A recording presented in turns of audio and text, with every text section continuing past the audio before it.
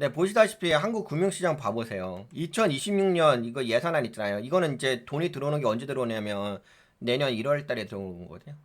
728조 원. 아, 그러니까 조 단위로 이야기했지. 무슨 뭐 억 단위로 이야기해. 헛소리하고 있어. 그리고 민생 회복 쿠폰 13조 원. 여긴 728조.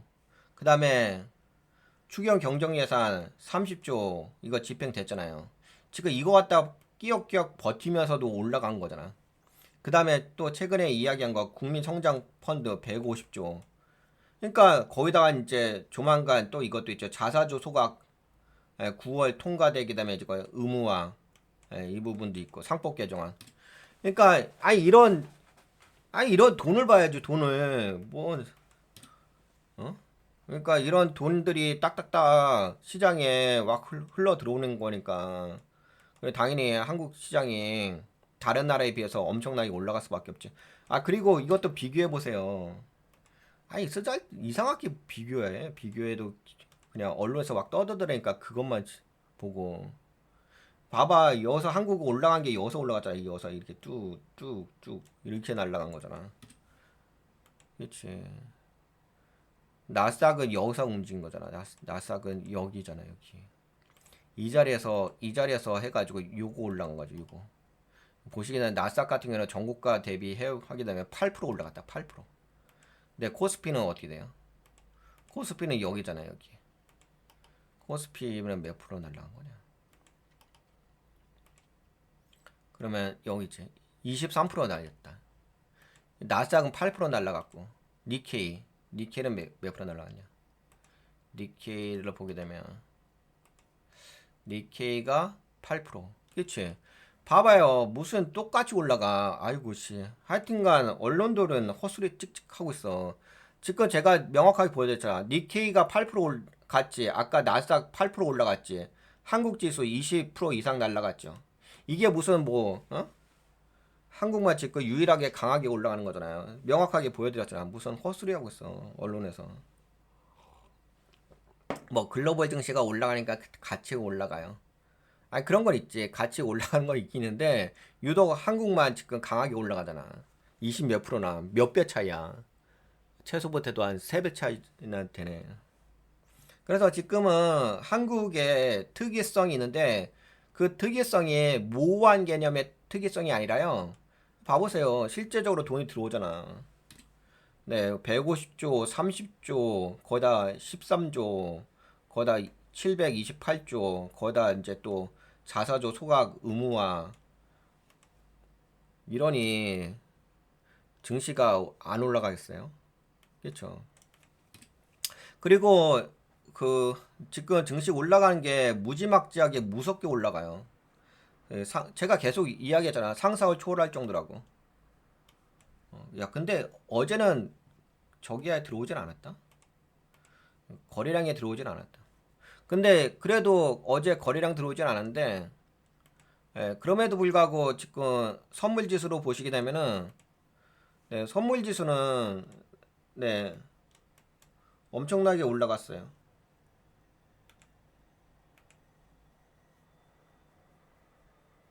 근데 작년에 전 세계가 다 오르는데 혼자 키 맞추기라는 것 용어도 있죠. 키 맞추기라는 용어도 있는데 키 맞추기라는 것은 어떤 관점이 있냐면은 기술적 관점이에요. 기술적 관점. 예. 그러면 모든 게 다 키 맞추기라고 이야기하지. 여러분들 그게 있어요. 뭐가 있냐면 주식을 바라보실 적에 한 가지 관점으로 바라보는 게 아니라 이게 여러분들 그런 게 있다? 이게 이렇게 있잖아요. 그럼 이게 주식이야. 주식이면은요. 여서도 바라보는 관점도 있고 여서 바라보는 관점도 있고 이렇게 입체적으로 바라보잖아요. 근데 주식이 바라보는 관점이 되게 다양해요. 엄청나게 많이 있거든요. 근데 지금 말씀하신 거는 어떤 관점이면 키 맞추기라는 것은 그냥 기술적 용어예요. 기술적 관점. 그러니까 기술적 관점에도 또 세분화 들어가게 되면 되게 다양하거든요. 그 중에서도 그냥 보편적인 관점, 보편적으로 좀 많이 빠지게 되면 그거에서 이제 반등을 해서 올라간다는 그런 관점이거든요.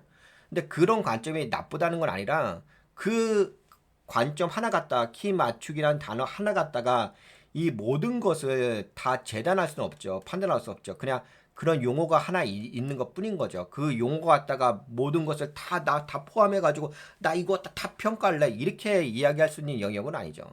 그런 하나의 일부분. 완전 어떻게 보면은 제가 봤을 때는 한 100% 중에서 한 10% 정도는 돼요. 예, 그래도 10% 정도의 그 포지션을 해당할 수 있는, 왜냐하면 기술적 관점도 있긴 있기 때문에. 근데 이 10% 갖다가 100을 재단하는 것 자체는 말이 안 맞죠. 그럼 나머지들이 있잖아요. 그러면 나머지의 원천적인 부분이 중요하죠. 근데 가장 원천적인 것은 무엇이냐면 가치죠, 가치. 왜냐면 당연히 투자할 때 가치 평가를 하지, 가치 평가 안 하고 투자하는 사람이 어디 있어요? 물론 이제 단타 하시는 분들은 가치 평가 안 하고 기술적 관점을 알았을 때 그냥 기술적 매매 하시는 건데, 대부분 이제 아니 동아치 TV 방송은 가치 투자 방송이니까 가치 평가하는 거죠.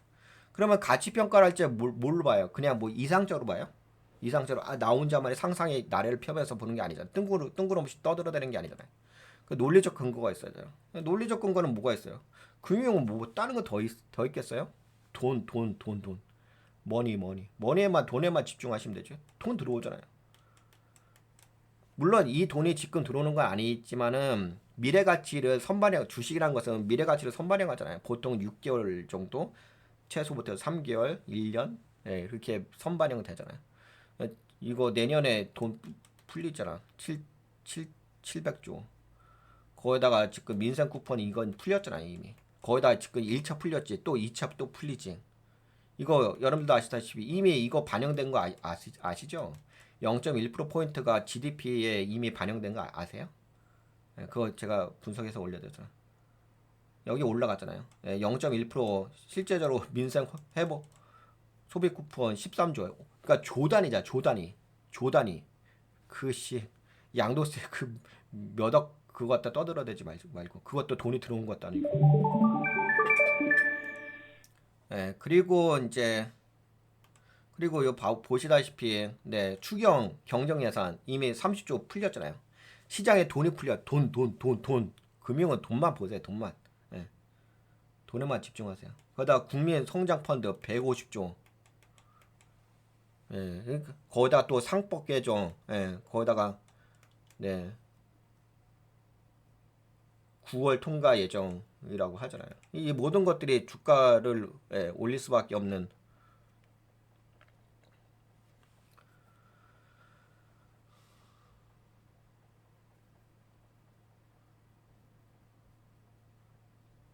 주가가 올라갈 수밖에 없는 부분이 있죠. 다른 거 없어요. 여러분들 그게 있어. 어, 주식은 한 가지만 보는 게 아니라요. 다양하게 봐요. 근데 이제 가장 중요한 것은 뭐니 해도 뭐 여러분들 아시다시피 돈이죠. 돈에만 집중하면 되죠. 무조건 돈에만 집중하죠. 네, 그러면 될 거고. 네, 뭐 국민 성장 펀드 이건 굳이 자세하게 이야기하지 않을게요. 뭐 저는 이미 우리가 이거 방송하기 위해서 엄청난 많은 시간을 투자해 가지고 다 분석을 했어요. 근데 이제 아침 시간이니까 시간 관계상 다 일일이 이야기할 수는 없을 것 같고, 그냥 이제 최소한 여러분들이 요 정도는 알아두셨으면 좋겠다는 관점에서 말씀을 드리는 거니까. 네, 그런 관점에서 지금 엄청나게 지금 한국, 그러니까 아까 여러분들 같이 보셨잖아. 아니 난 너무 답답한 게 그거인 것 같아. 아니 언론들에서 막 떠들어대자. 아 무슨 씨 다른 나라도 올라가니까 뭐 한국도 올랐다. 헛소리 찍찍하게 하고 있잖아요. 아니 그렇게 했으면은 나스닥은 8% 올라갔고, 뭐 니케이 지수 8% 올랐는데 한국만 20%가 날라갔잖아. 같은 포지션에서. 그때가 뭐였냐면 그 제가 그 기준을 뭘로 잡았냐면 똑같이 관세 이슈였잖아요. 그때 트럼프 대통령 관세 이슈가 다 폭락했었잖아. 그 기준을 해가 똑같은 지점에서 똑같이 체크를 했잖아요. 근데 어떻게 됐어요? 한국만 빵 날라가 버린 거지. 한국만 20% 거의 다른 나라에 비해서 3배 이상 날라간 거죠. 근데 이제 그 날라간 것이 지금 정책에 의해서 날라간 거죠. 네, 여하튼 간에 그렇고요. 그러면 한국이 왜 날아가는지 아시겠죠? 그리고 아까 그거 보시면 아시지. 항상 돈만 보세요. 돈. 돈에만 집중하세요. 돈. 제발 좀. 제발 좀 돈에만 집중하세요. 언론에서 막 떠들어대는 그런 선입견이란지 그 언어적 표현에 의해서 세뇌 교육 받지 말고 돈에만 집중하세요. 돈. 금융은 무조건 돈이에요. 돈. 돈 들어오잖아요. 돈 들어오잖아. 예. 예. 돈 들어오잖아요. 돈. 됐죠? 예. 이 정도면 돈에 집중할 수 있겠죠? 예. 이 본인의 선입견에서 하지 말고 언어적 세뇌 교육 받은 걸로 이야기하지 말고 현실적인 돈에 대해서 이야기하세요. 됐죠?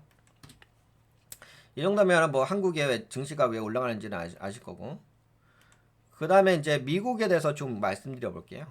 한국은 이제 그리고 오늘 아까 말씀드린 것처럼 여기에 보시게 되면은 선물 지수도 많이 올라갔어요. 그래서 오늘도 좀 긍정적인 흐름이 있겠다라고 보시면 될 것 같아요. 그리고 미국 증시에 대해서 좀 말씀드려 볼게요. 왜냐면 미국 증시는 이제 조만간인가? 아니 조만간은 아니죠. 다음 주죠. 다음 주 18일 날 한국 시간 18일 날 새벽 3시에 금리 인하 관련된 이슈 있잖아요. 그래서 뭐 최근에 봐보세요. 여러분들도 딱 잘 봐봐. 제가 여러분들한테 정확하게 찝어드렸잖아. 뭘 찝어드렸어? 완전 돈에 대해서 딱딱딱 찝어드렸잖아요. 뭘 찝어드렸어? 이거 채권 찝어드렸잖아. 부동산 이거 분석하면서 채권 찝어드렸고 이때 또 채권 찝어드렸잖아. 어떻게 됐어요 지금? 채권 날라갔잖아요. 예. 채권 가격 뾰로롱 하면서 날라갔죠? 지금 뾰로롱 하면서 엄청 날라갔지. 그러니까는 돈 버는 거에만 집중하시면 되지. 항상 감각적으로 하시면 돼요. 감각적으로. 이 세뇌 교육 받지 말고 언어적 판단하지 마시고. 그래서 여하튼간에 금리 인하 관점에서 여기 보시게 되면 10년물 채권금리 폭락을 했어요. 그 여러분들도 다 보셔서 아시긴 하겠지만 CPI 지수는 살짝 높게 나왔어요. 미국의 그러니까 PPI 지수는 살짝 내려앉았죠. 예상치보다. 근데 CPI 지수는 살짝 올라갔죠. 이 CPI 지수가 살짝 올라갔기 때문에 물가가 올라간 거잖아. 그러면 이게 10년물 채권금리가 빠지면 안 되는 건데 빠진 이유는 신규 실업수당 청구 건수 있잖아요. 그게 좀 안 좋게 나왔잖아. 전주보다 안 좋게 나왔잖아. 그래서 노동시장이 위축됐다는 그런 의미에서 그걸로 인해 가지고 더 빠진 거죠. 그래서 이거 보시게 되면은 약간 어떤 느낌이냐면은 느낌이 아니라 딱 보시면 아세요. 여기 이게 이제 빨간색하고 파란색이 있는데요. 여기 파란색의 2년물인데 2년물이 오늘은 그렇게까지 많이 빠지지 않았거든요. 10년물이 더 많이 빠졌어. 10년물이 더 많이 빠졌다는 얘기는 원래는 이제 금리 인하에 대한 기대감이 있으면 2년물이 더 빨리 빠지거든요. 근데 그게 아니라 10년물이 빠졌다는 얘기는 미국 경제가 약하다는 의미는 있어요. 아직까지 뭐 문제될 건 아니고 아직까지 문제될 건 아닌데 그래도 지금 미국 경제가 약간 약하다. 근데 이게 올라가긴 했죠. 오늘 미국 증시 4대 지수가 다 올라갔지. 그래가지고 나스닥이 0.72%, 그래서 상승 종목 개수가 2,300개고요. 하락 종목 개수가 800개입니다. 미국 시장은 오늘 좋았어요. 근데 한국도 어제 좋았고 오늘도 아마 좋을 예정인 것 같아요. 그리고 이게 멀티렐즈가 2.14, 헬스케어가 1.73. 근데 은근하게 요새 헬스케어가 계속 이렇게 눈에 부각되긴 하죠. 세미컨덕터가 마이너스 0.29 빠졌죠. 에너지도 좀 어제는 세미컨덕터 반도체 쪽 올라왔다. 오늘 엔비디아가 종가 기준으로 해가지고 약간 마이너스로 전환이 됐더라고요. 그래서 지금은 시장 자체가 되게 좀 헛갈리시고 헷갈리실 거예요. 그냥 단순하게 뭐 지수 올라갔어요. 그러니까 시장이 나쁘다는 건 아니에요. 그러니까 시장이 좋다 나쁘다 이런 거는 진짜 너무 일차원 수준이잖아. 우리가 돈 벌려고 투자하는 거지. 뭐 누구 좋아해 나빠 이걸 하는 게 아니야. 그건 진짜 너무 사고력이 좀 그렇고. 지금 빅스 지수도 14로 많이 떨어졌죠. 지금 빅스 지수도 올라가고 있지 않아서 뭐 시장 자체는 문제가 될 건 없어요. 다만 이제 여러분들과 오늘 좀 이야기하고자 싶은 것은 제가 요새 관심이 많은 것은 어떤 거냐면 돈의 흐름이에요. 돈이 과연 어떤 식의 움직임으로 이동하고 있고 변하고 있는지. 아무래도 뭐 조만간 이제 금리 인하 관련된 이슈가 있으니까. 근데 이게 단순하게 제가 금리 인하를 해요 그런 관점 때문에 제가 지금 시장의 어떤 돈의 흐름을 바라보는 게 아니라 이 금리 인하는 원인 자체 있잖아요. 이 원인 자체가 노동시장의 위축이거든요. 그러니까 이게 만약 물가의 관점이라면 또 다른 관점인데 이거는 이제 노동시장에 문제가 발생해가지고 금리 인하하는 부분이 있어요. 그런 이제 아무래도 경기 위축이죠. 예, 그러니까 경기가 안 좋아지는 영역이기 때문에 그래서 제가 좀 예의주시하면서 금리 변화로 인해 가지고 시장에서의 또 돈의 움직임을 좀 파악을 해보려고 하는 거거든요. 네, 그런 관점에서 지금 시장을 좀 분석을 하고 있고 돈의 흐름의 관점에서 좀 이야기를 해보려고 합니다. 예, 우선은 뭐 CPI 지수가 뭐 어땠어요, 저땠어요는 뭐 중요한 것 같지는 않습니다. 그냥 여기 보시다시피 네, 채권 금리가 폭락했잖아. 예, 많이 빠지고 있죠. 물론 뭐 좀 밑꼬리 잡아주는데, 근데 저런 거 중요하지 않고. 여하튼간에 이제 금리 인하를 하게 되면은 아무래도 이제 대부분의 종목에 긍정적이긴 하죠. 아무래도 지금 계속 빠지고 있으니까. 그래서 지금으로서는 금리 인하에 대한 기대감으로 인해서 아까 보신 것처럼 니케이 지수 올라가고 나스닥도 올라가고 있잖아요. 그러니까 전 세계적으로 좀 올라가는 네, 추세는 있잖아요. 금리 인하에 대한 기대감 때문에 그렇죠. 이거 아시죠? 이 원리. 미래 가치를 현재 가치로 환산했을 적에 현재 가치가 올라가는 부분이 있죠. 그게 할인율이라고 하고 할인율이 이제 금리 인하하고 같은 이야기입니다. 네, 그래서 그것이 반영돼 가지고 이제 지금 시장은 긍정적인 분위기로 가고 있다라고 말씀드릴 수가 있기는 하겠습니다. 다만 이제 뭐 그쵸 뭐 지금은 크게 문제될 건 없죠. 현재로서는 뭐 크게 문제될 건 없고 뭐 여러분들 투자하시는 데는 괜찮습니다. 뭐 지수가 우선 뭐 한국 지수도 가장 강하게 받쳐주는 게 한국 지수죠. 그 다음에 좀 특이한 것은 이런 건 있죠. 약간 이제 번외적인 건 아니에요. 이게 좀 중요한 개념이긴 한데 아무래도 지금 금리 인하로 인해서 다른 이제 종목들이 수혜를 받는 거잖아요. 근데 이제 아무래도 요거는 약간 변동성이 있어요. 이게 되게 좀 어렵기도 하고 지금 종목이 왜 그러냐면 이게 오늘 그 4대 지수가 올라갔고 대부분의 종목이 올라갔잖아. 근데 엔비디아가 빠졌잖아. 그치? 뭔가 이상하지 않나요? 여러분들 생각하기는 정상적이라 생각하시나요? 엔비디아는 오히려 빠졌잖아. 물론 앞에 저항대 있어서 빠지긴 했는데, 근데 빠졌잖아. 원래는 이제 미국의 4대 지수가 올라갔으면 엔비디아도 올라가야지. 근데 엔비디아 빠졌잖아. 그러니까 뭔가 지금 돈의 흐름의 이동이 있어요. 뭐 그거는 이제 나중에 좀 이야기하고요. 당연히 이제 이런 부분은 좀 염두에 두셔죠. 지금 보시다시피 10년물 채권 금리가 빠지니까 반대로 뭐가 올라가죠? 예, 채권 가격이 올라가죠. 지금 뭐 TLT도 올라가고 단기 금리인 SHY도 올라가고 중기 금리인 IEF도 올라가고 장기 금리 가격 이거 가격이에요 가격 채권 가격 TLT도 올라가고 TMF도 엄청나게 올라가고 있습니다. 그래서 약간 뭐 좀 주식에 투자하기가 좀 어렵다 생각하시는 분들은 채권 쪽에 대한 투자 전략 근데 채권도 이것도 공부 많이 해야 돼요. 이게 만만한 영역은 아닌데 하여튼간 모든 게 다 공부 많이 해야지. 여하튼간에 그렇고요. 여하튼간에 뭐 채권 쪽은 올라간다. 채권 가격이 올라간다. 채권 금리가 빠지니까. 요거는 이제 머릿속에 계속적으로 남겨 놓으셔야 되긴 합니다. 왜냐면 시장 분석할 적에 지금 뭐 아무래도 금리 쪽이 좀 중요한 포인트죠. 맥점이긴 하죠. 그리고 이제 요 정도면 됐죠. 이 정도면 뭐 여러분들하고 큰 그림은 다 말씀드린 것 같아. 이거 한국 시장 왜 올라가는지도 말씀드렸고, 그 다음에 이야기해야 될 거, 뭐 CPI 지수도 아까 다 이야기됐고, 그 다음에 또 이야기해야 될 게 됐죠. 이게 그 오늘 미국 시장의 포인트였어요. 뭐 미국 시장의 포인트는 다른 거 없었어요. 다른 거 없었고 이게 가장 이거죠. 채권 금리가 많이 빠진다. 예. 금리 인하에 대한 기대감으로 인해서. 근데 그게 왜 빠졌다? 노동시장이 안 좋아서 빠졌다. 예. 하지만 금리 인하니까 기업들은 오히려 이제 주가는 좀 올라갔고. 다만 여기서 좀 약간 핀트가 안 맞는 게 뭐가 있냐면 엔비디아가 안 맞지. 대부분 올라가는데 왜 엔비디아는 빠졌어? 그치? 그래서 이 부분에 대해서 좀 말씀드려야 될 것 같긴 합니다. 저는 이 부분이 좀 중요하다고 좀 보고 있거든요.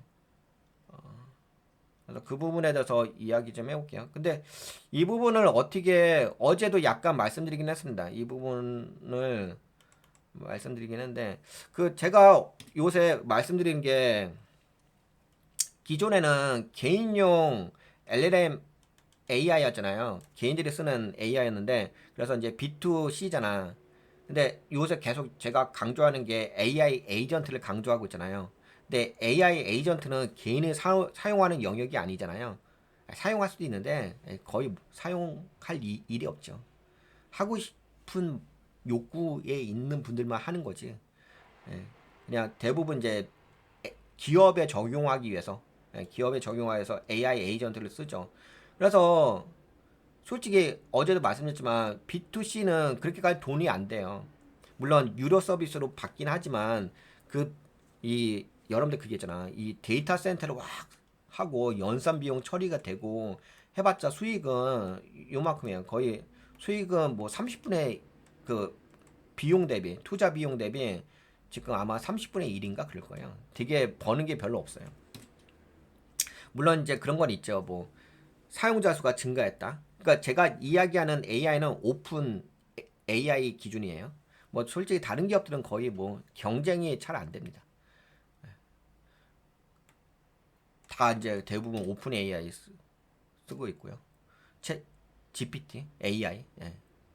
여하튼 간에 그래서 지금 요게 이제 B2C에서 이제 B2B로 갔잖아. 이것까지 어제 다 말씀드렸죠. 근데 여기서 보시다면 뭐가 있냐면 이 흐름에 따라서 AI 돈의 흐름에 따라서 제가 여러분들하고 AI에 대해서 이야기하는 이유는 아니 그렇잖아. 엔비디아가 올라가가지고 미국 증시가 올라간 게 있잖아요. AI가 대빵이잖아. 근데 이런 게 있다. 오픈 AI라는 회사가 있잖아. 여기서 돈을 엄청나게 써. 예, 거의 최고 대빵의 그 AI 회사니까. 투자 받은 돈 갖다가 그냥 뭐 데이터 센터, 이제 이 회사가 데이터 센터도 건립을 하긴 하는데, 물론 클라우드를 좀 쓰긴 하죠. 대부분 이제 마이크로소프트의 클라우드를 쓰긴 하는데, 하여튼 그런 쪽에 투자를 하고 있고, 뭐 스타게이트도 진행되는 것도 있고, 하여튼 여기서 엄청나게 돈을 받아서 그 돈을 그냥 인프라 만드는데 데이터 센터 만들고, 거기다 뭐 서버 드리고, 그 다음에 이제 뭐 하여튼간 AI 관련된 인프라스트럭처를 구성하는데 돈을 엄청나게 씁니다. 그러니까 거기에 가장 수혜 종목이 뭐죠? 엔비디아가 된 거죠. 그 수혜 종목이 엔비디아. 그래서 미국의 증시가 올라간 것은 엔비디아 대빵으로 올라갔어. 근데 지금 아까 보신 것처럼 요새는 엔비디아가 왕 치면서 올라가지 않죠. 엔비디아가 약간씩 조정받죠. 오늘도 미국 증시가 올라왔는데 엔비디아는 오히려 빠졌죠. 예전에 엔비디아였다가 그러다가 이제 엔비디아에서 넘어간 게 뭐죠? 넘어간 게 팔란티어죠. 또 팔란티어 막 떠들어대면서 뭐 팔란티어 뭐 온톨리지 뭐 막 떠들어대잖아요. 그리고 나서 이제 최근에 이제 넘어온 게 이제 브로드컴하고 오라클로 넘어왔죠. 근데 이게 특징이 있어요. 어떤 특징이냐면 우선 엔비디아 같은 경우는 처음에 AI가 보급되면서 데이터 센터 인프라스트럭처를 구성하는 데 있어서 GPU가 필요한 거였어요. 그리고 이제 처음 오픈 AI는 AI의 프론트 레이어 단이죠. 맨 앞에 단. 사용자 유저 단. 예. 근데 돈은 여기서 벌지는 못하잖아. 벌긴 버는데 많이 벌지 못하잖아. 여기는 그냥 투자 받아갖고서 돈을 뿌리는 데잖아. 뿌리는데. 그거에 대한 가장 수혜를 받은 게 엔비디아고. 근데 그것은 처음에가 뭐였어요?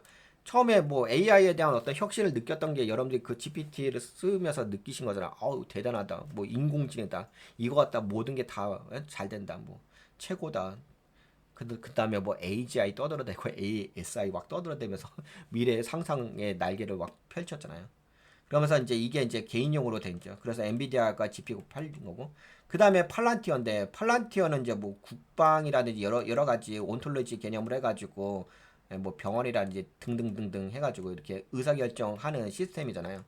그래서 와 이거 팔란티어 주가가 막 날라가니까 다들 팔란티어 그랬죠. 근데 팔란티어는 어떤 개념이 있냐면 여기 중간 개념이 있어요. 이 AI 에이전트하고 개인용 LLM AI 비트 요 사이에 요 가운데 여러분들 아시다시피 팔란티어의 제품은 어플리케이션이에요. 일반 응용 프로그램이라고. 일반 응용 프로그램에다가 뭘 올렸냐면은 오픈 AI에 LLM을 올렸어요. 예, 오픈 AI 것도 쓰고 뭐 다른 것도 쓰는데 그냥 편하게 오픈 AI에 LLM을 위에다 올렸죠. 왜냐면 아무래도 LLM의 장점은 뭐냐면 자연화잖아요. 편하게 우리가 이렇게 채팅하면서 대화하면서 정보를 끌어와서 의사결정을 할 수 있는 편리함을 주잖아요. 근데 이거 그래서 팔란티어는 기존의 데이터는 레거시 데이터란 말이에요. 레거시라는 단어가 기존 데이터라는 뜻이거든요. 과거 데이터 아니 기존의 것 예. 그걸 이제 레거시라고 하는데 기존의 AI 인프라스트럭처 AI라고. 그래서 뭐냐면 그냥 어플리케이션 시스템에다가 AI IT 어플리케이션 시스템에다가 AI를 엎은 거야. 레거시에다가 레거시 시스템에다가 AI로 접목시킨 거야. 그게 팔란티어죠. 그리고 나서 지금은 뭐가 됐냐면 지금은 이제 실제로 이제 투자만 하고 있으니까 이제부터는 이제 그래도 사용자가 유저가 7억 명이 넘었잖아요. 그러니까 이제는 뭐 하겠어? 이제는 돈 벌어야지 돈. 돈 벌 수 있으면 이제 돈을 가장 벌 수 있는 곳이 어디예요? 기업이겠죠. 예, 기업에다가 이제 AI를 설치하려고 했어. 이제 기업이 있다? 기업에다가 AI를 설치를 하려고 하는데 아무래도 이 개인용 AI하고 기업 AI는 다르잖아. 개인용 AI는 혼자서만 열심히 하면 되잖아. 그래서 토큰 수도 뭐 처리 양도 그렇게까지 많지 않잖아. 근데 기업은 어제도 말씀드린 것처럼 뭐 1000명 이상의 직원들이 있잖아. 그리고 부서도 있고 되게 데이터도 복잡하잖아. 그러면 AI 한 개 갖다는 안 된다고. 그러니까 AI의 그 여러 가지 AI들의 각각의 기능들을 다 엮어버리는 거죠. 이렇게 엮어가지고 그리고 또 이게 또 자동화의 개념도 있으니까 AI 에이전트라는 개념도 있고 그리고 각각의 기능들의 부서들을 다 엮어야 되잖아. 엮은 거를 그냥 근데 그렇잖아. 이 기업이란 것은 의사결정을 하는 거잖아. 뭐 실행에 대해서 CEO 입장에서는 그치. 그 모든 데이터의 부서를 갖고 와가지고 그러면 그걸 엮으려고 하려면 그 뭐가 필요하죠? 오케스트레이션 AI 지휘자처럼 그런 게 필요한 거죠. 그리고 이게 뭐가 있냐면 토큰 처리도 한계가 있어요. 개인용은 여러분들 아시잖아. 개인용은 보통은 200만 토큰이거든요. 지금은 이제 좋아져서 200 예전에 100만 토큰이었는데 200만 토큰이야. 근데 이 200만 토큰도 다 쓸 수 없어요. 왜냐면은 원 데이터가 n이라고 한다면 n의 2승이에요. n의 2승이로 불려나거든요. 그 여러분들이 입력한 그걸로 되는 게 아니라 여러분들이 뭐 AI 질문한 그거 갖다가 분석을 가능한 게 아니라 그거 외에 정보들이 더 필요합니다. 그래서 이걸 입력하게 되면 AI가 다른 정보들을 다 엮어버려요. 엮은 다음에 그거다가 이제 다 조합한 다음에 나중에 답변을 주는 거거든요. 무슨 얘기냐면 200만 토큰이 처리가 된다 하더라도 이 200만 토큰을 다 쓸 수 있는 게 아니라 5분의 1 정도의 40만 토큰 정도밖에 사용이 안 돼요. 그러면은 근데 기업들의 그 정보는 40만 토큰 이상이잖아. 뭐 200만 토큰가 가능하지 않죠. 엄청나게 많은 양의 그 토큰 처리가 필요하잖아. 그러면은 일반 개인용 LLM 갖다 가능하지 않아요. 그럼 기업용 AI 에이전트를 만들어야 된다고. 그래서 기업용하고 개인용하고 AI는 다릅니다. 예. 그렇게 된 거지. 예. 그렇게 되면서 브로드컴과 오라클 이쪽에 요새 뜨고 있는 거지. 왜? 아니 돈 벌어야잖아. 팔란트에다가 오픈 AI LLM 팔아서 돈 벌고 서비스 해서 돈 벌고 그렇게 해서 돈을 벌어야지. 그치? 근데 그걸 벌려고 한다면 이제 여기 브로드컴 같은 클라우드 회사 오라클도 클라우드 회사죠. 예, 클라우드 서비스를 활용해가지고 돈을 버는 거고. 근데 그런 이렇게 돈 벌기 위해서 이런 기업들에게 오픈 AI 서비스를 하기 위해서는 서비스 할 수 있는 인프라가 필요하잖아요. 그게 바로 뭐예요? 브로드컴과 오라클이지. 그래서 여기까지 왔어. 예, 여기까지 다 설명했지. 개인용에서 이제 기업용 AI 에이전트. 그래서 뜨고 있는 게 브로드컴하고 오라클이 떴다. 그래서 이게 뭐 20% 날라가고 뭐 40% 날라가고 그랬죠. 최근에. 여기까지 알지. 그러면 제가 궁금했던 게 뭐냐면은 이제 B2C에서 B2B로 넘어왔어. 왜? 당연히 돈을 벌어야 되는 거니까. 그렇지? 여기 오픈 AI에서 돈을 버니까 여기까지 왔어. 여기까지 왔는데 그러면 다음에 그러면 무엇일까? 예. 저는 그게 궁금했어. 이거는 과거잖아. 여기는 과거고 과거의 AI고 여기는 B2B는 뭐야? 현재 AI야. 그렇지? 현재 AI는 돈을 벌어야 되잖아. 그래서 기업에다가 한다고. 그럼 다음은 뭐냐면은 B2I. B2I. 인프라스트럭처. 인프라스트럭처. 인더스트리. 인프라스트럭처가 아니라 인더스트리. 산업. 산업이다. 그러니까 여기는 이제 개인이자 개인. 그리고 여기는 기업이잖아. 이제 여기는 이제 산업. 그 다음에 또 뭐냐면 A2A. A2A는 에이전트 이건 에이전트끼리의 어떤 생태계가 만들어지는 영역인데 이건 나중에 이야기하고 그 다음에는 이제 B2I입니다. 그래서 B2I는 뭐냐면은 이게 지금 과거에는 이제 여기 LLM이었잖아. 개인용 LLM이었잖아. 그리고 이제 B2B로 넘어갔지. 이게 AI 에이전트가 된 거지. 그 다음에가 B2I죠. 이 B2I. 그리고 나서 이제 A2A가 되는 영역이거든요. 그러면 이게 뭐냐면은 여기서 어디였지? B2 여기 있다. 이런 거예요. 이제는 어떻게 가냐? 이제는 산업으로 넘어가는 거야. 산업.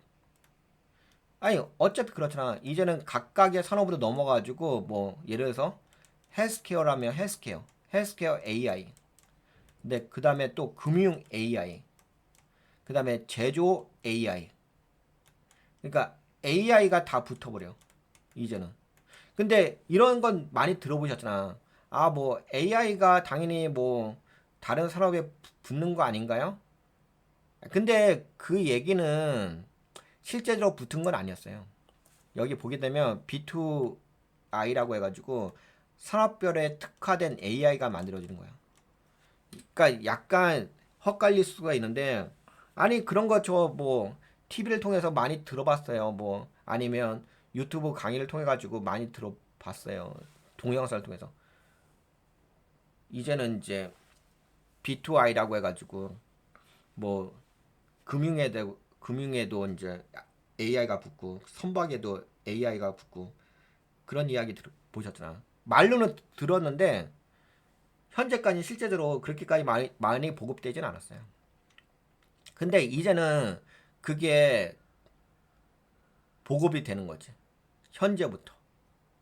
그러면 이제는 어떻게 되냐면은 AI 플러스 그 회사 뭐 은행이면 은행 이렇게 붙는 거고 그다음에 여기다가 헬스케어 AI 붙고 이런 식으로 이제 당연히 그러겠지. AI 에이전트니까는 당연히 기업용이잖아. 기업용이니까 당연히 산업별로 이렇게 다 각각 붙겠죠. 그렇지.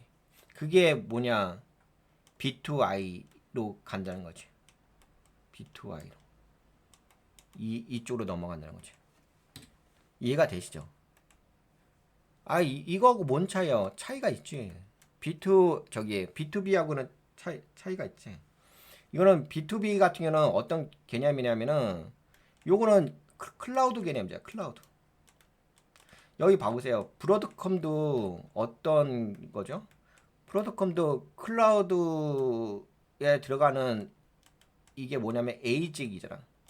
에이직이라고 해가지고 맞춤형 어, 반도체, 맞춤형 처리 장치, 맞춤형 반도체 칩이라고 보시면 돼요.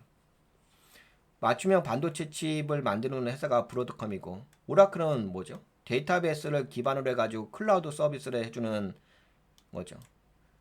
그거에 대한 뭐예요? 이 둘 회사가 인프라잖아요, 인프라. 여기는 인프라라고, 인프라. 이해가 되시나요? 데이터 센터가 있으면은 그 데이터 센터에 들어가는 네트워크 워크로드를 잘 처리하기 위한 반도체가 필요하잖아요. 기업용 클라우드 서비스를 위해서. 그런 이제 제품을 칩을 만들어주는 게 브로드컴이잖아요. 여러분들 제가 알기로는 지금 오픈 AI라는 회사가 브로드컴하고 뭘 만들고 있냐면은 그 오픈 AI 전용 AI 칩을 만들고 있거든요. AI 칩, 전용 칩, 반도체 칩. 그리고 오라클 같은 경우는 데이터베이스잖아요. RDB. 근데 그걸 활용해 가지고 클라우드 멀티 클라우드 서비스를 제공하잖아요. 그냥 클라우드 AI 멀티 클라우드 AI 서비스를 제공하잖아요. 이 소프트웨어.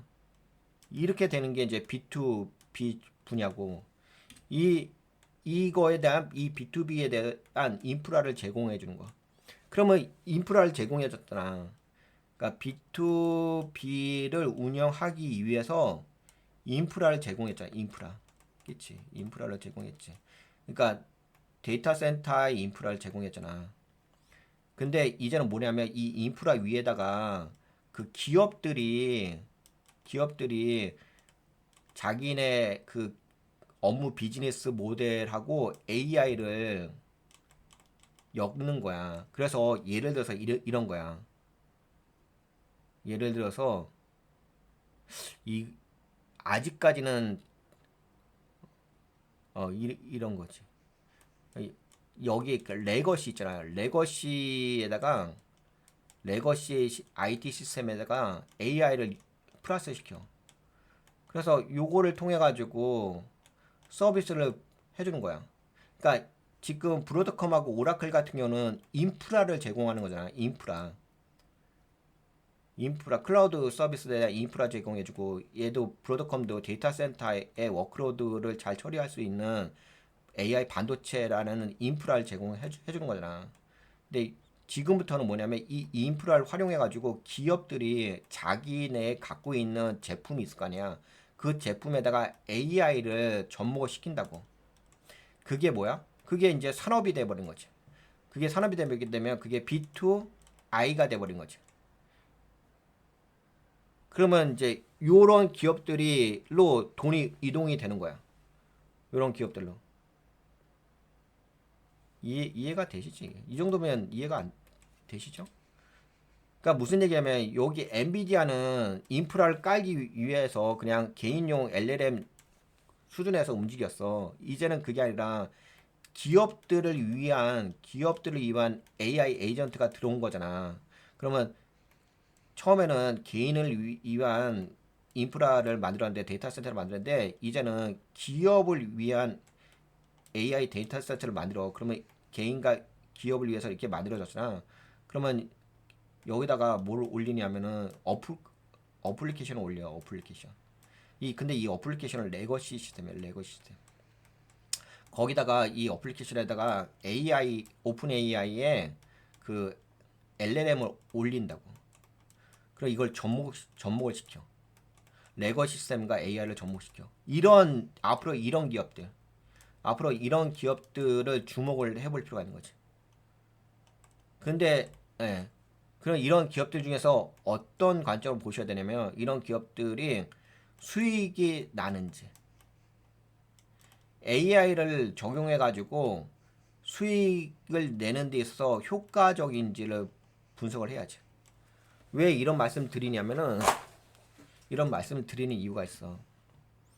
이런 기업들을 앞으로 보란 이유가 왜 그러냐면은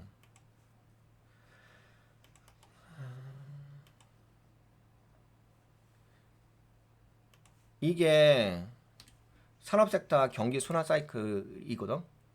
그러니까 시장이 좋을 때는 뭐 이런 식으로 올라가고 시장이 안 좋을 때는 뭐 이런 식으로 빠져. 여기가 불마켓. 불마켓으로 올라가고 지금은 이제 베어마켓이다. 그 베어마켓이 되게 되면 순환이 되잖아. 이제는 순환이 된다고. 순환이 되는데 어떻게 순환되냐면은 여기 뭐 이게 이제 기본적이죠. 뭐 산업재, 경기 소비재, 뭐 헬스케어, 필수 소비재, 통신, 유틸리티 이렇게 되잖아. 근데 여기다가 뭘 붙여야 된다? 여기다가 AI가 이렇게 붙어야 돼요. 또 그렇게 이야기했지. 그거 당연한 거 아닌가요? 말씀하시는데, 그거는 여러분들이 당연하다고 이야기하는 것은 예전 이야기. 예전에 그, 뭐, 실현 구현도 안 된 상태에서, 그러니까 구현을 하려고 할 때, 그때 뭐, 이제 애널리스트 때 떠들어댔던 이야기인 거고, 지금은 뭐냐면, 구현이 된 거야. 지금은 구현이 거의 완료되는 거라고. 그러니까 그때는 이 회사가 AI를 접목해가지고 앞으로 내거 시스템하고 자기 회사의 내거 시스템하고 AI를 접목해가지고 할 거예요. 그렇기 때문에 그거에 대한 미래 가치가 있어요라고 했던 때가 있었어. 그건 이제 예전의 이야기고 예전에 이거 지금 그게 아니라 AI를 이미 접목을 했다고.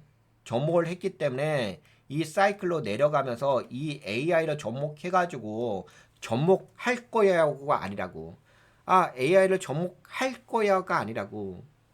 왜냐하면은 AI 에이전트는 이미 보급이 되고 있는 상태야. 보급이 많이 됐고. 근데 항상 지금 문제가 발생하고 있는 게 제가 그런 이야기 하잖아. AI에는 한계가 있다고. 어떤 한계가 있어? 기술적 한계가 있다니까? 컨텍스트 문제. 토큰 문제가 있잖아. 토큰이 처리가 안 돼. 문맥이 많아지게 되면 토큰이 처리가 안 된다고. 잘 안 돼요. 저도 많은 이제 데이터를 막 입력해 놓고서 분석해 달라고 하게 되면 처리가 안 된다고. 200만 토큰 그거 안 된다고. 안 된다고요. 안 된다고. 그리고 기업들은 200만 토큰이랑 이제 400만 토큰 갖다가 처리가 안 돼. 그래서 오케스트레이션 AI를 만드는 거야.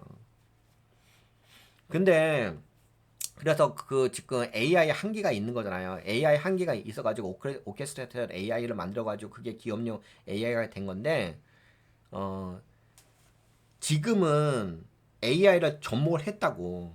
기존 회사들이 AI를 접목해가지고 이 시스템을 구성했다고. 그럼 봐봐. 앞으로 어떤 시장이 움직일 것 같냐면은 어차피 베어 마켓으로 갈 수밖에 없잖아. 금리가 인하되니까는 금리가 인하되는 것은 경기가 안 좋다는 얘기잖아요. 그러면은 요 흐름대로 간다고. 요 흐름대로. 뭐 산업재, 경기 소비재 통상적으로 이렇게 가요. 이렇게 가는데 그러면 그냥 이렇게 가면은 이런 기업들이 앞으로 받을까요? 주목받지. 받는데 아무 종목이나 주목받는 게 아니라 아까 말씀드린 것처럼 AI를 접목한 기업. 접목할 거예요가 아니라 접목을 한 기업들. 이미 접목했어요. 기업들은 발빠른 기업들은 다 접목했어. 근데 문제가 뭐냐면은 접목을 했는데 네거 시스템하고 AI하고 접목을 했는데 그러면 접목했으면은 새로운 가치를 창출해야 되잖아. 그래서 돈을 벌어야 되잖아. 결국은 AI를 접목한 것이 중요한 게 아니라 레거시하고 AI를 접목해가지고 돈을 벌고 있는 기업들. 실제적으로 수익이 나는 것이 증명된 것. 뭐 많이 버는 거 아니라 하더라도 접목해가지고 효용성이 증명된 기업들은 그런 기업들이 앞으로 시장에서 주목을 받을 거라는 거지. 그게 뭐예요? 그게 이제 B2I라는 거지. B2I. 그러면 되게 편하잖아. 앞으로 이제 시장 지금까지는 어떻게 움직였어? 지금은 B2B, B2C에서 B2B로 왔잖아. 그 다음에 뭐야? 그 다음에 여기잖아. 그 다음에가 여기란 말이야. 여기 봐봐. 여기 어떻게 돼 있냐면 여기에 사스가 있잖아. 사스라고 해가지고 소프트웨어 서비스라는 게 사스잖아. 그리고 다른 서비스 있긴 하지. 예. 그런 거 이건 이제 소프트웨어 쪽에 서비스를 해주는 소프트웨어 서비스고 요건 뭐냐면은 요거는 이제 전용 칩, 온 디바이스. 뭐 아까 그 브로드컴 같은 회사도 있잖아. 그러니까 특정 산업 영역에 해당되는 칩을 만드는 회사들 있잖아. 요새 뭐 한국에도 어떤 회사가 있더라? 그 NPU를 만드는 회사가 있는데 뭐 이재명 대통령도 방문했던 회사인데 예, 그런 회사들이 주목받긴 하겠지. 예. 그 대신 이제 그 회사도 단순하게 뭐 투자금을 지원받았어 이런 거 말고 실제적으로 돈을 벌어야 돼. 이제는 돈이야 돈. AI를 접목했다는 게 중요한 게 아니라 AI를 접목해가지고 돈을 버는 회사. 이거는 소프트웨어적인 부분이고 이건 그러니까 이런 거야. 여기가 B2C잖아. 여기가 B2B거든. 그다음에 여기가 B2I야. 근데 B2I는 두 가지로 나눠져. 하나는 소프트웨어 관점의 B2I고 하나는 하드웨어적인 관점이야. 이게 그런 개념이에요. 하드웨어적인 건 뭐겠어? 지금 하드웨어적인 거는 뭐 GPU 대신에 다른 이제 처리 장치가 나오잖아. 뭐 그게 뭐 대표적인 게 NPU 같은 거죠. 지금 NPU 같은 걸 만들려고 하는 게 지금 오픈 AI하고 브로드컴하고 조인해가지고 새로운 칩을 만들고 있잖아요. 예, 그렇게 만들고 있죠. 예, 개발 중이잖아. 그치? 네, 그런 기업들이 이제 시장에서 주목받는다는 거지. 근데 실제적으로 돈을 버는 기업들이라고 말씀드릴 수가 있긴 하겠지. 예, 그리고 이제 소프트웨어적으로는 아까 말씀드린 것처럼 이미 AI는 보급이 됐어. 하지만 아직까지 AI가 보급됐는데 레거 시스템하고 플러스가 됐는데 그것이 ROI가 실제로 증명된 회사는 아직까지 눈에 띄진 않거든요. 근데 앞으로 실제로 ROI가 투자 대비 리턴 금액을 뽑아낼 수 있는 ROI가 뭔가 보이게 된다고 한다면 그러면 당연히 그 회사가 시장에서 주목받긴 하겠지. 그래서 그래서 이제 앞으로 이렇게 될 거 아니야. 이런 식으로 내려갈 거 아니야. 예. 그러면은 여러분들이 이제 종목을 선정하실 게 뭐 예를 들어서 헬스케어 종목을 선정한다 칩시다. 뭐 헬스케어도 여러 가지 있지만 가능하다면 뭐 가능하다면 AI를 접목해 가지고 실제로 돈을 버는 기업들 이런 기업들은 미래 비전이 있지. 왜?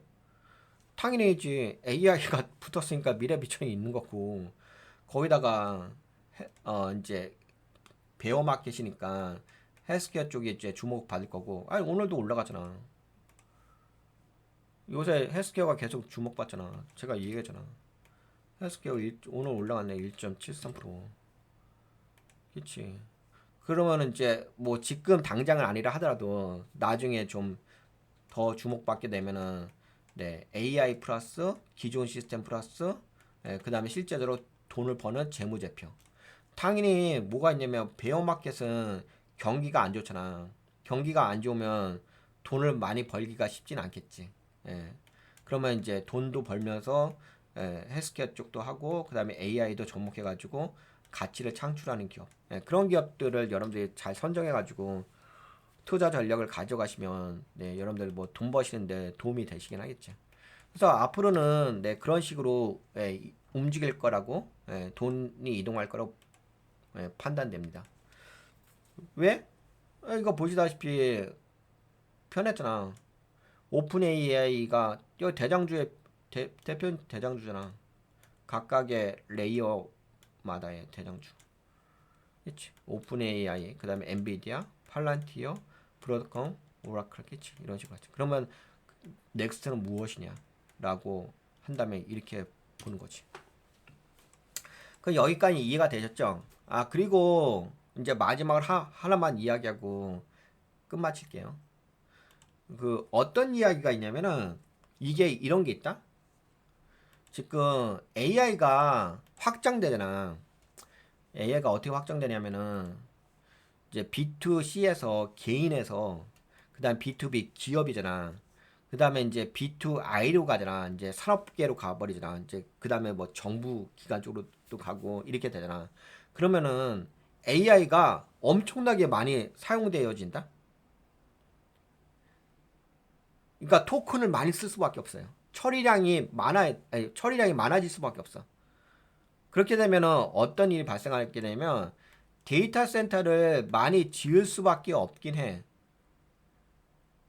물론 이제 지금 어떤 걸 연구하고 있냐면 그 오픈 AI라는 회사라는 이제 다른 이제 AI 개발 회사에서 어떤 걸 하냐면 지금 워낙 연산 처리가 많이 들어가잖아. 이게 되게 무식하게 트랜스포머 있잖아요. 트랜스포머를 되게 무식하게 만들어 놨거든요. 이게 그냥 2의 n승이야. 그러니까 각자 다 비교해야 돼. 여기에 예를 들어서 노드가 있잖아. 노드가 관계성을 맺잖아. 이 관계성을 어떻게 맺냐면 얘하고 관계성 맺고 얘하고 관계성 맺고 얘하고 관계성 맺고 얘하고 관계성 맺고 얘하고 관계성 맺고 얘가 이렇게 이런 식으로 해서 관계성을 다 맺어야 돼. 맺은 다음에 그다음 뭐냐면 확률을 계산하는 거야. 확률. 얘하고의 관계성의 확률을 계산해서 그 다음을 예측을 하면서 답변을 주는 거거든요. 왜 코가 이렇게 간지럽죠? 네, 그렇게 답변을 준 거. 되게 무식하게 트랜스포머를 만들어놨어. 트랜스포머를 이렇게 무식하게 만들어놨으니까는 연산 처리 비용이 엄청나게 들어가. 그래서 뭐를 하고 있냐면은 AI 기업들에서 워낙 이 무식하게 트랜스포머를 만들어놨기 때문에 그래서 그 무식하게 트랜스포머를 만들어 놓은 부분을 처리의 속도를 높여야 되잖아. 처리 속도를 높이기 위해서 데이터 센터를 엄청나게 깔아버린 거지. 너무 무식하니까.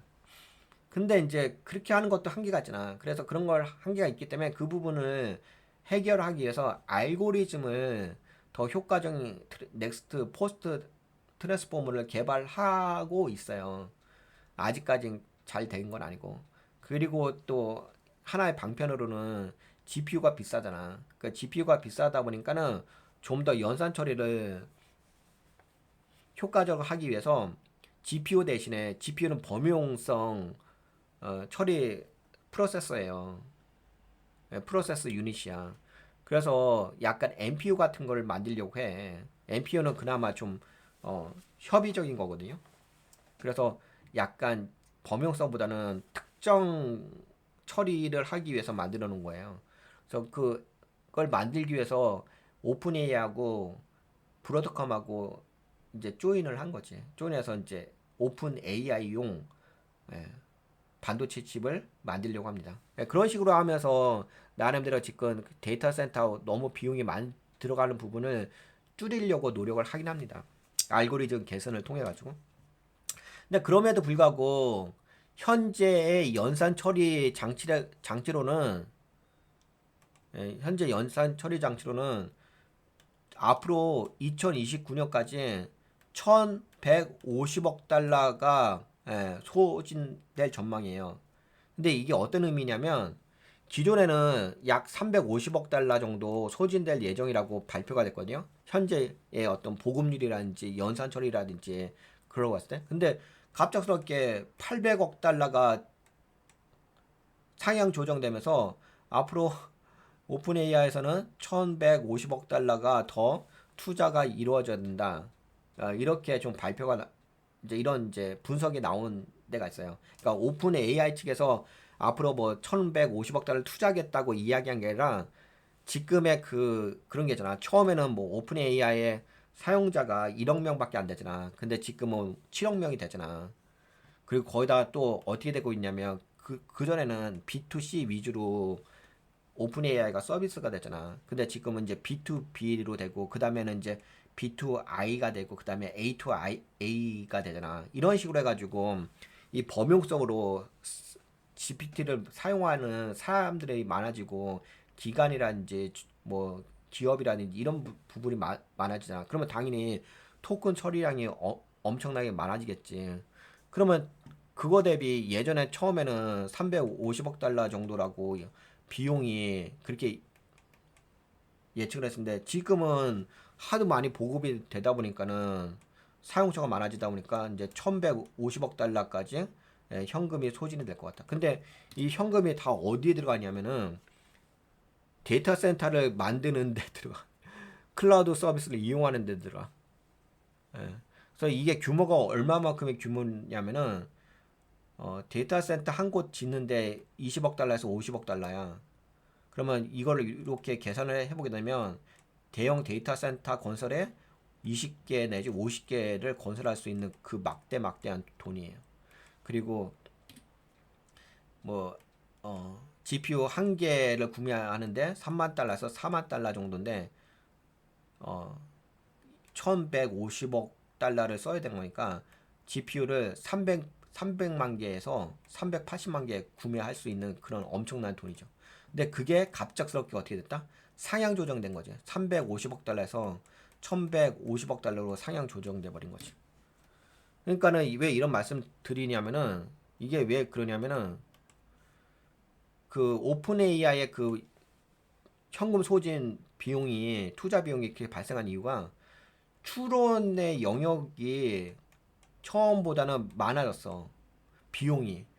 훈련, 트레이닝, 딥러닝 하는 것은 20%밖에 안 돼. 비용이.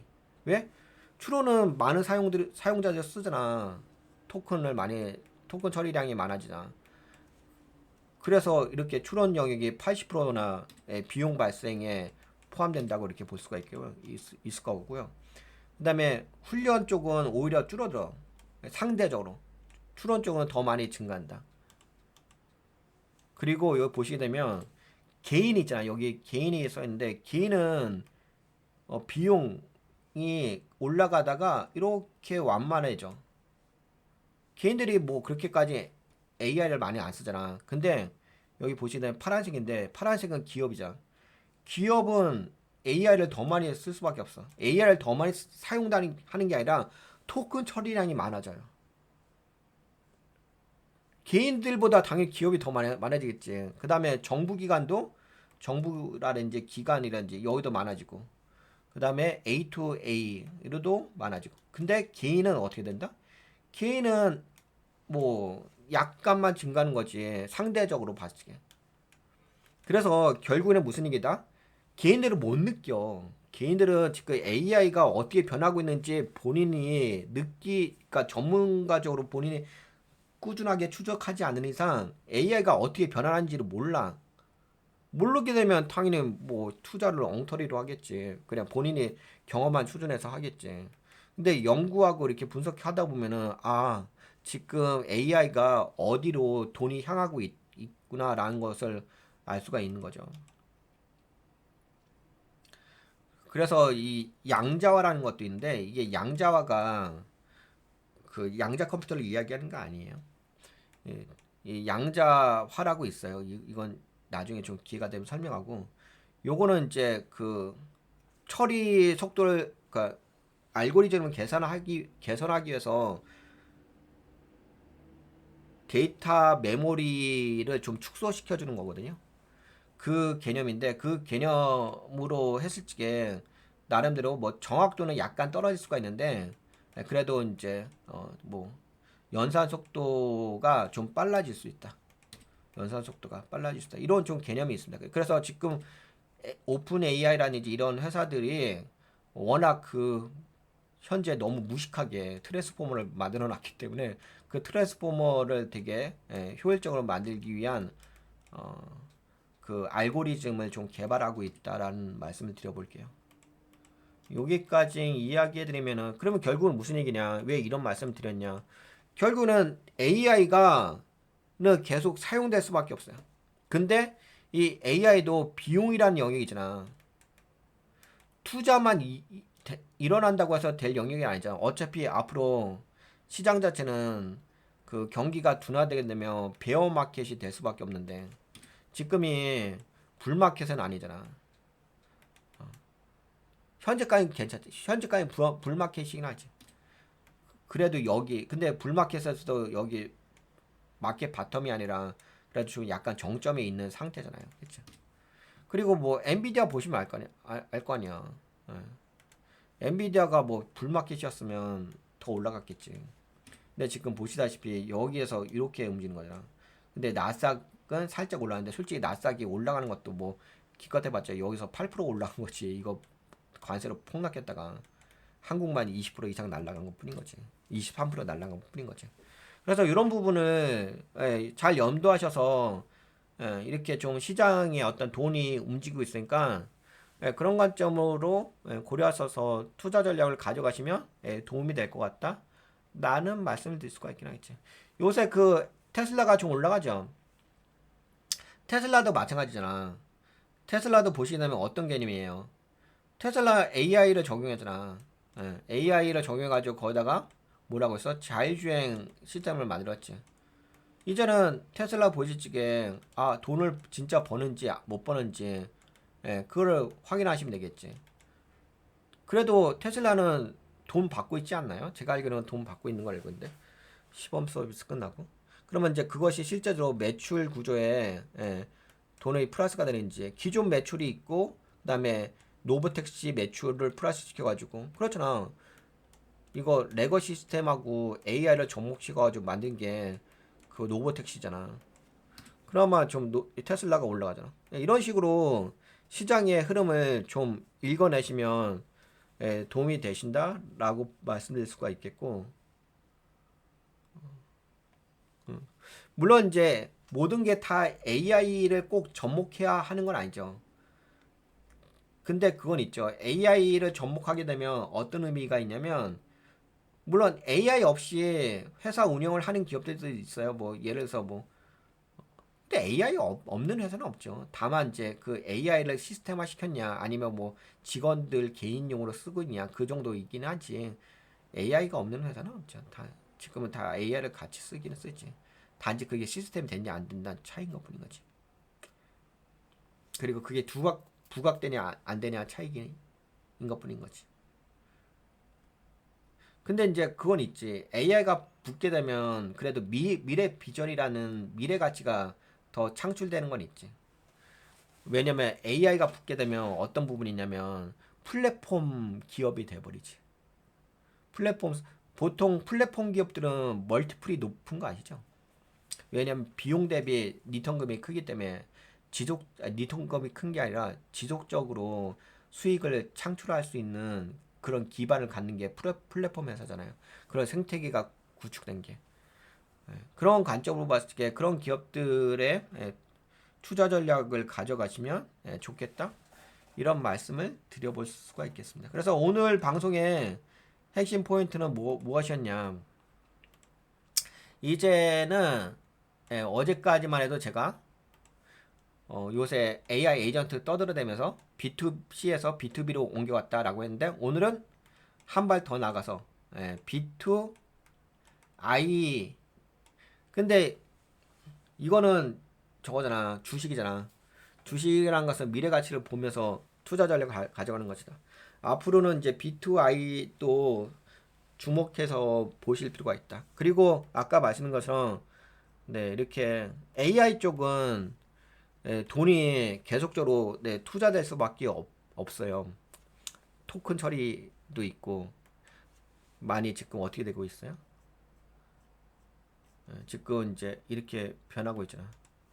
지금 기존에는 개인에서 B2C에서 B2B 기업 그다음에 B2I 기관과 정부 A2I 이런 식으로 해가지고 계속 AI가 보급되고 있고 확산되고 있잖아. 그렇기 때문에 데이터 센터라든지 이런 인프라는 당연히 필요하다. 다만 그쪽 산업이 많이 발전하다 보니까 많은 기업들이 뛰어들고 있다. 시장 파이가 커지니까 시장 파이는 커지니까 많은 기업들이 뛰어들고 있다. 다만 또 여기서 리스크가 뭐다? 이런 이제 너무 데이터 센터가 많아지고 클라우드 서비스 기업들이 많아지다 보니까 그 부분이 비용이잖아. AI 기업이 입장에서는 오픈 AI 기업 입장에서는 그 마이크로소프트의 애저를 사용하는 것 자체가 비용이잖아. 돈을 주고서 그 클라우드 서비스를 이용하는 거니까 자체 그리고 GPU를 사는 것도 비용이잖아. 그러니까 그런 비용을 앞으로는 어떻게 되겠어? 줄여야 되겠지. 지출되는 비용을 줄여야 되고. 그러니까 뭘 만들어? 그러니까 브로드컴하고 NPU를 만드는 거야. 그게 온 디바이스로 형식으로 해가지고. 그리고 알고리즘도 개선시키려고 하죠. 지금은 되게 무식한 되게 무식한 트랜스포머를 만들어 놨잖아. 아이 그래 조합에 의해서 만드는 트랜스포머를 만들어서. 그러니까 그 무식한 트랜스포머를 이제 더 효과적으로 그래서 포스트 트랜스포머에 대한 개발을 진행하는 거지. 그렇게 된다고 한다면 뭐 앞으로도 여기가 데이터 센터가 늘어나고 클라우드 서비스가 늘어나긴 하겠지만 이런 부분이 개선되어진다고 한다면 어느 순간에는 좀 정점에 도달할 수도 있겠다라는 부분이 있습니다. 그러면 결국은 핵심은 무엇이냐? 결국은 핵심은 돈이라는 거죠. 그 회사가 앞으로도 계속 돈을 버는지, 돈의 추이. 그러니까 결국은 지금은 뭐 돈이죠.